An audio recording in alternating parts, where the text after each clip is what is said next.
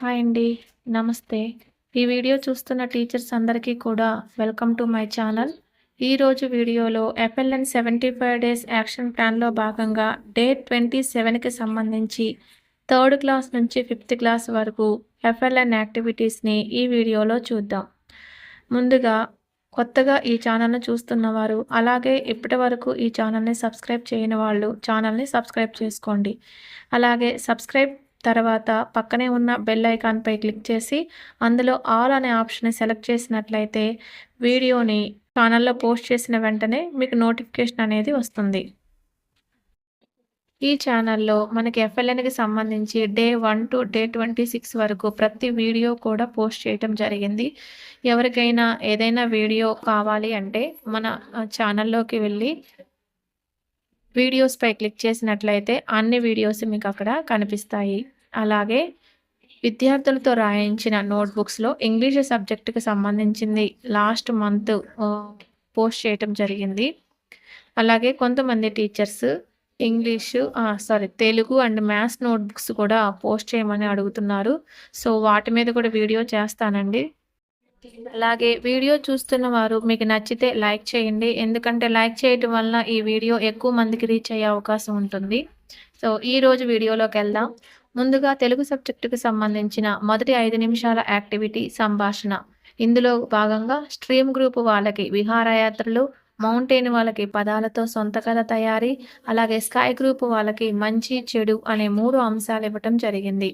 ఇక్కడ మౌంటైన్ వాళ్ళకి కథ తయారు చేయటానికి ఇక్కడ 6 పదాలు ఇవ్వబడ్డాయి. సింహము, చెట్టు, ఎలుక, విశ్రాంతి, స్నేహము అనే 5 పదాలు ఇక్కడ ఇవ్వటం జరిగింది. ఈ పదాల ఆధారంగా వాళ్ళు సొంతంగా కథను చెప్పాలి. తర్వాత యాక్టివిటీ కథాకృత్యాలు. ఇందులో భాగంగా స్ట్రీమ్ గ్రూప్ వాళ్ళకి ఇవ్వబడిన కథ చలాకీ ఎలుక. అలాగే మౌంటైన్ అండ్ స్కై గ్రూప్ వాళ్ళకి ఇవ్వబడిన కథ మాట తీరు. ఈ కథను ఇవ్వడం ఈరోజు మొదటి రోజు కాబట్టి విద్యార్థులకి ఈ కథను అర్థవంతంగా చదివి వివరించి చెప్పాలి. ఆ కథ యొక్క సారాంశాన్ని వారికి అర్థమయ్యేలాగా వివరించాలి. తర్వాత యాక్టివిటీ మైండ్ మ్యాప్. ఇందులో స్ట్రీమ్ గ్రూప్ వాళ్ళకి ఈరోజు నేర్చుకున్న అక్షరాల నుండి ఏదో ఒక అక్షరంపై మైండ్ మ్యాప్ను చేయించాలి. రా అనే అక్షరాన్ని తీసుకున్నట్లయితే దానిపైన మైండ్ మ్యాప్ని ఈ విధంగా చేయించవచ్చు. రాతో స్టార్ట్ అయ్యే పదాలను వాళ్ళతో చెప్పించి ఈ విధంగా రాయాలి. అదేవిధంగా రాతోనే కాకుండా రాగుణింతంలోనే ఉన్న అక్షరాలపైన కూడా మనం ఈ విధంగా పదాలు రాయవచ్చు. ఈ కృత్యాన్ని విద్యార్థులతో ఈ విధంగా చేయించాలి. తర్వాత మౌంటైన్ గ్రూప్ వాళ్ళకి కథలో పదాలు, వాక్యాలు నిర్మాణము, అలాగే సారాంశాన్ని రాబట్టాలి. స్కై గ్రూప్ వాళ్ళకి కథ యొక్క శీర్షికని, అందులోని పదాలను, అలాగే సొంత వాక్యాలను, సారాంశాన్ని చెప్పించి దానిని రాయించాలి. ఈ విధంగా మౌంటైన్ అండ్ స్కై గ్రూప్ వాళ్ళతో ఈ యాక్టివిటీస్ని చేయించాలి. తర్వాత యాక్టివిటీ ఆటలు. ఇందులో భాగంగా స్ట్రీమ్ గ్రూప్ వాళ్ళకి తెరుచుకో సిమ్ సిమ్ అనే ఆటను ఆడించాలి. అది ఏ విధంగా ఆడించవచ్చో ఒకసారి చూద్దాం. ఓకే పిల్లలు, ఈ ఆట పేరు తెరుసుకో సిమ్ సిమ్. ఇప్పుడు మీరు ఏం చేయాలంటే ఇక్కడ చుట్టూరు తెరుసుకో సిమ్ సిమ్, తెరుసుకో సిమ్ సిమ్ ఇలా అనాలి. మీలో ఒకళ్ళు ఒక లెటర్ని తీయాలి. మీరు ఏ లెటర్ అయితే వచ్చిందో మీకు ఆ లెటర్ మీద పదం చెప్పాలి. లేదా చెప్పగలిగితే మీరు ఆ పదం మీద వాక్యం కూడా చెప్పొచ్చు. పదము చెప్పొచ్చు, దాని మీద సొంత వాక్యం కూడా చెప్పొచ్చు. ఓకే, ఫస్ట్ తీయండి. నిహాల్ తీ. ఒక పదం, ఒక తెరుసుకో సిమ్ సిమ్, తెరుసుకో సిమ్ సిమ్, తెరుసుకో సిమ్ సిమ్, తెరుసుకో సిమ్ సిమ్. యా మీద ఒక పదం చెప్పు. యాతో స్టార్ట్ అయ్యే ఒక పదం చెప్పు. యంత్రం. Very good. మరి యంత్రం మీద ఏదైనా వాక్యం చెప్పగలరా? చెప్పండి, ఆలోచించండి. యంత్రంపై ఒక వాక్యం. ఒక యంత్రం ఉందా? ఓకే, నెక్స్ట్ ఇంకొకళ్ళు తీయండి. ఓకే, సూచి తీని.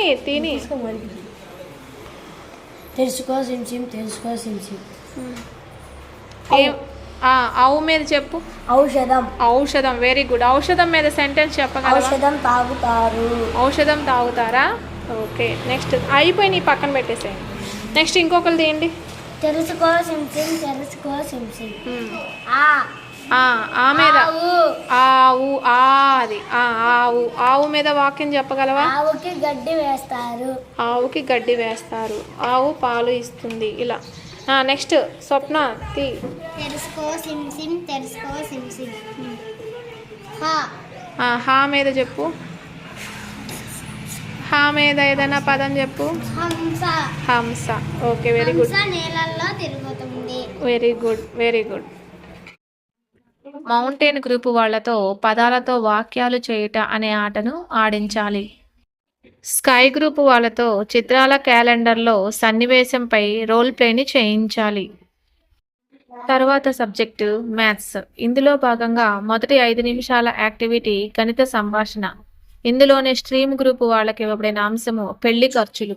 మౌంటైన్ వాళ్ళకి వాహనాలు రకాలు. స్కై గ్రూప్ వాళ్ళకి మార్కెట్లో ప్రాథమిక భావనలు. ఈ 3 అంశాలపై వాళ్ళతో గణిత సంభాషణ అనేది చేయించాలి.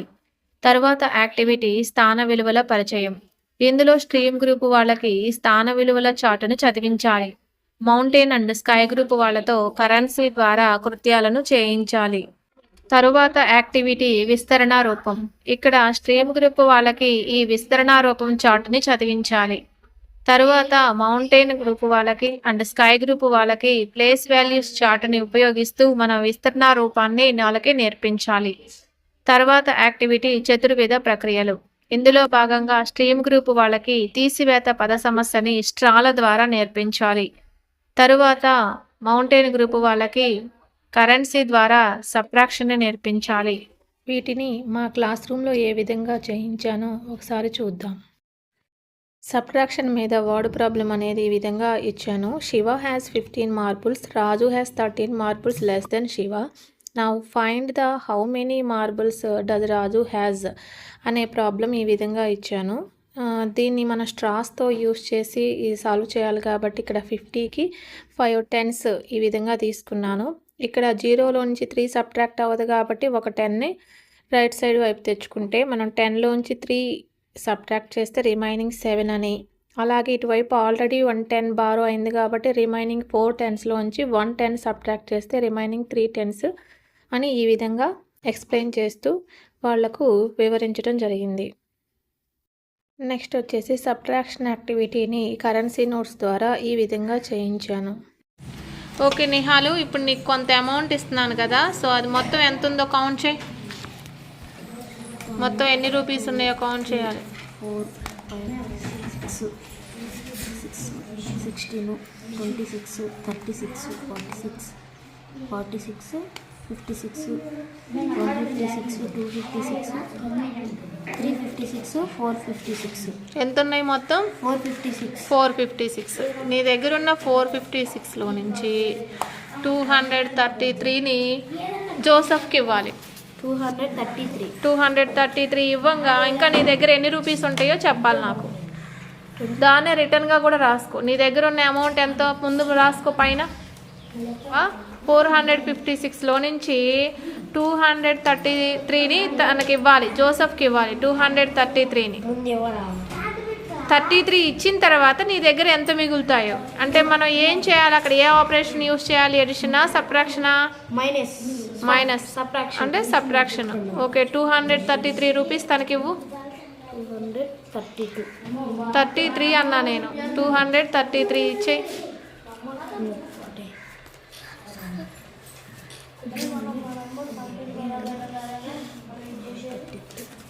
233 కరెక్ట్గా ఉన్నాయా లేదో చూసుకో. 233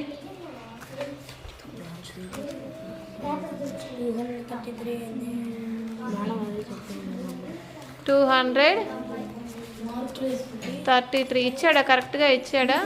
సో ఇప్పుడు 233 ఇచ్చిన తర్వాత నీ దగ్గర ఎంత అమౌంట్ మిగిలిపోయాయి చెప్పు.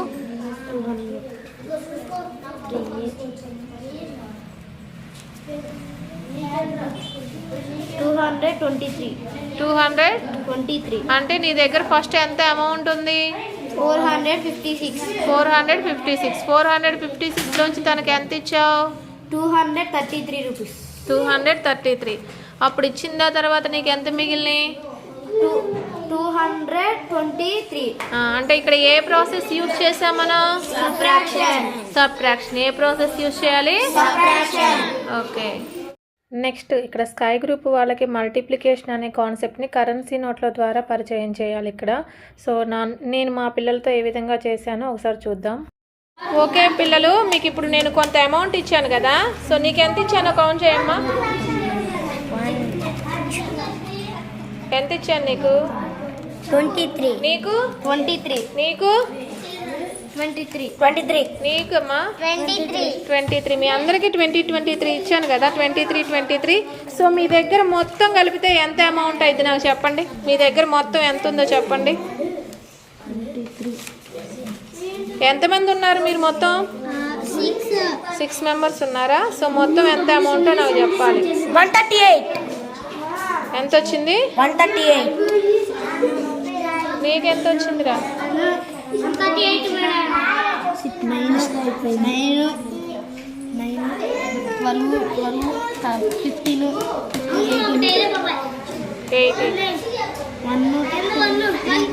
1 6 7. ఎంత వచ్చింది? 6 2 12 13 138. 138. సో 138 అని అన్నప్పుడు మీరు ఏం చేశారు? ఈ 138ని ఎడిషన్ చేశారు కదా. 23ని నేను 6 మెంబర్స్ ఇచ్చాను కాబట్టి 6 టైమ్స్ వేసి ఎడిషన్ చేశారు. సో ఇలా ఒకే నెంబర్ రిపీట్ అయినప్పుడు మనం ఎడిషన్ చేసే కన్నా మల్టిప్లికేషన్ ప్రాసెస్ని ఇక్కడ యూజ్ చేయాలన్నమాట. 23 ఎన్ని టైమ్స్ రిపీట్ అయింది ఇక్కడ? 6 టైమ్స్. కాబట్టి 23 × 6 వేయాలి. ఎందుకంటే repeated addition is called multiplication. Repeated ఎడిషన్నే మనం ఏమంటాము? మల్టిప్లికేషన్ అని అంటారు. Repeated addition is called multiplication. So ఇక్కడ మనం ఇన్నిసార్లు వేసి ఇంకా పెద్ద నెంబర్లు వస్తాయి, అప్పుడు మనకి కష్టం అవుతుంది కదా ఇన్నిసార్లు వేయడం. 23 20 టైమ్స్ రిపీట్ అయింది అనుకోండి, అప్పుడు ఇంకా కష్టం కదా. సో మల్టిప్లికేషన్ ప్రాసెస్ యూజ్ చేస్తే అది ఈజీ అయిపోద్ది అనమాట. 3 6 are 18, 2 6 are 12, 12 + 1 13. ఒక స్టెప్లో మనకి ఆన్సర్ అనేది వస్తుందన్నమాట. ఓకేనా? ఈసారి ఇలా ఎప్పుడైనా సేమ్ నెంబరు ఎక్కువ టైమ్స్ రిపీట్ అయినప్పుడు ఏ ప్రాసెస్ యూజ్ చేయాలి మనం? మల్టిప్లికేషన్ ప్రాసెస్ని మనం యూజ్ చేయాలి. ఓకే. నెక్స్ట్ యాక్టివిటీ వచ్చేసి ఆటలు. ఇందులో స్ట్రీమ్ గ్రూప్ వాళ్ళకి ఇవ్వబడిన ఆట పదం విలువ. ఇది ఏ విధంగా ఆడాలో ఒకసారి చూద్దాం. ఓకే మా పిల్లలు, ఇప్పుడు మనం ఆడబోయే ఆట పేరు పదం విలువ. ఓకేనా? ఈ పదం విలువ ఆటను ఏ విధంగా ఆడాలో ఒకసారి చూద్దాం. ఇక్కడ నేను కొన్ని అక్షరాలు రాశాను, దాని మీద నెంబర్స్ కూడా ఇవ్వడం జరిగింది. ఇప్పుడు నేను ఏ పదం అయితే చెప్తానో ఆ పదాన్ని మీరు అక్కడ తయారు చేయాలి. దాని మీద ఉన్న నెంబర్స్ని యాడ్ చేసి దాని యొక్క విలువ అనేది చెప్పాలన్నమాట. సో ఫస్ట్ పడవ అనే పదం తీయండి. పడవ అనే అక్షరాలని చూడాలి మీరు. పడవ. ఓకే, ఇప్పుడు దీని వాల్యూ చెప్పాలంటే దాని మీద ఉన్న నెంబర్స్ని ఎడిషన్ చేయాలి. 16. 5 + 2 7, 7 + 2 7 + 9 16. అంటే దీని వాల్యూ ఎంత? 16 అనమాట. ఇలా పదం విలువ అనే ఆటని మనం ఆడాలి. ఓకే, జడ అనే పదం చూడండి. జడ. సో జడ వాల్యూ ఎంత? 10. 8 + 2 10. తర్వాత అలా చూడండి, నెట్టుకోకండి, నీట్గా చూడండి. లా ఎక్కడుందో చూడండి. అలా. సో దీని వాల్యూ ఎంత? 12. ఎంత? Okay, very good. తరువాత మౌంటైన్ గ్రూప్ వాళ్ళకి ఇవ్వబడిన ఆట స్థాన విలువల ఆట. ఈ ఆటను మా పిల్లలు ఏ విధంగా ఆడారో ఒకసారి చూద్దాం. Swapna start. Okay, very good. మీరెవరూ రాకండి, తనే కౌంట్ చేస్తుంది. సో కౌంట్ చేయమ్మా. 1's ప్లేస్లో ఎన్ని ఉన్నాయి? ఏమీ లేవు. సో 0. నెక్స్ట్ 10's ప్లేస్లో 1. So right in 1 10's place. 100 ప్లేస్లో 1 2 3 4 5. Okay, right. 5 in 100's place. Next 1000's place. 1 1 2 3 4 5 6 7 8 okay right 7. Next 10,000 place. 10,000.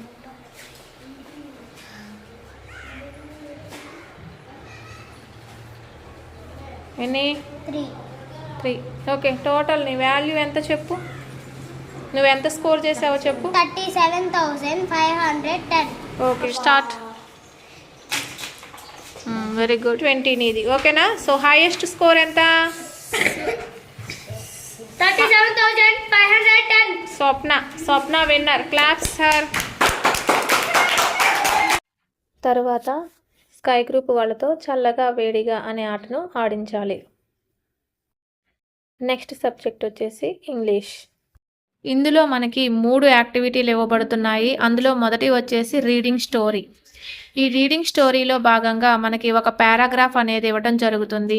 Stream group వాళ్ళకైతే 1 సెంటెన్స్, మౌంటైన్ గ్రూప్ వాళ్ళకి 2 సెంటెన్స్లు, స్కై గ్రూప్ వాళ్ళకి మొత్తం 3 సెంటెన్సులతో పారాగ్రాఫ్ అనేది ఇవ్వడం జరుగుతుంది. ఇక్కడ ఫస్ట్ సెంటెన్స్ వచ్చేసి స్ట్రీమ్ గ్రూప్ వాళ్ళకి once there lived a man named Raju, he owned a small hotel అని ఇవ్వబడింది. మౌంటైన్ గ్రూప్ వాళ్ళకి ఈ సెంటెన్స్ 1 ప్లస్ అనదర్ సెంటెన్స్ ఏంటంటే every one who visited his hotel liked the food as it was very tasty.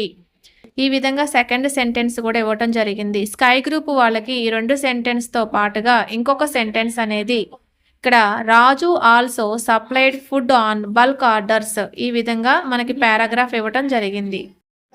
తరువాత activity identify the words. ఇక్కడ మనం పైన ఇచ్చిన పారాగ్రాఫ్ని చదివించిన తర్వాత అందులో నుంచి ఒక 5 వర్డ్స్ అనేవి స్ట్రీమ్ గ్రూప్ వాళ్ళకి, మౌంటైన్ గ్రూప్ వాళ్ళకి 8 వర్డ్స్, స్కై గ్రూప్ వాళ్ళకి 10 వర్డ్స్ అనేవి చదివించాలి.